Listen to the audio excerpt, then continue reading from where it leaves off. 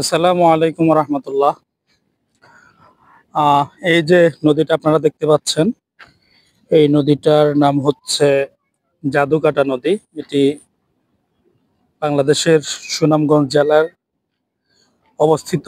তাহিরপুর এই পাশটা, পশ্চিম পাশটা তাহিরপুর আর পূর্ব পাশটা সম্ভবত বিশ্ব বিষম এমন কিছু হবে, বিষম গম্বপুর এরকম কিছু, অ্যাকচুয়াল মনে আসতেছে না।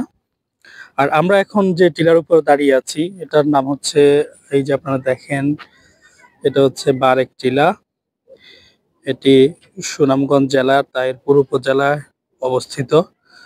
এটা হচ্ছে বারেক টিলা, আর স্থানীয়রা এটাকে বারিক্কা টিলা বলে ডাকে। আর নিচে যে নদীটা দেখতে পাচ্ছেন এটা হচ্ছে জাদুকাটা নদী। এখানে মানুষ আহ, এখান থেকে বালু উত্তোলন করে বিভিন্ন জায়গায় নিয়ে তারা বালু বিক্রি করে। তারপরে হচ্ছে আদার্স অনেকে আছে এখান থেকে পাথর উত্তোলন করে, পাথর না, ছোট ছোট পাথর। আর হচ্ছে কেউ লাকড়ি উত্তোলন করে এগুলা বাড়িতে নিয়ে জ্বালায়। তারপর হচ্ছে যে ওই পাশটা হচ্ছে আমাদের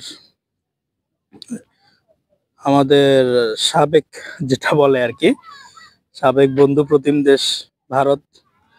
এই যে এটা বিজিবির বাংলাদেশের শেষ সীমা, ওই দিক দিয়ে যাওয়া নিষেধ। তারপরেও আমাদের বাংলাদেশের ট্যুরিস্ট যারা আছে তারা চলে যাচ্ছে, অনেকেই অনেকেই রেখা অতিক্রম করে আরো অনেক দূর সামনে চলে যায়। ওই যে আপনারা দেখতে পাচ্ছেন, হয়তো ভিডিওতে স্পষ্ট আসবে কিনা জানি না, ওই যে কালো যেটা দেখা যাচ্ছে ওটা হচ্ছে আহ বাংলাদেশ ভারত সীমান্ত, ওই পাশটা। আর গতকালকে যেটা দেখাইলাম আপনাদের সেটা হচ্ছে বিছানাকান্দির যে পাহাড়টা, মেবি ওই পাহাড়টাই অনেক বিশাল, অনেক, যেটা বলা বাহুল্য, অনেক সুন্দরও। আর আজকে যেটাই আছি আমরা, এখান দিয়ে আমরা সিলেট থেকে ডিরেক্ট প্রায় 108 থেকে 110 এমন হবে, এই এতটুকু জায়গায় আমরা ভ্রমণ করতে আসছি। জায়গাটা মাশাআল্লাহ অনেক সুন্দর। যারা আসবেন বাইক নিয়ে আসলে সুবিধা, কারণ অন্যান্য যাতায়াত যদি আপনি আসেন তাহলে আপনার কস্টিংটা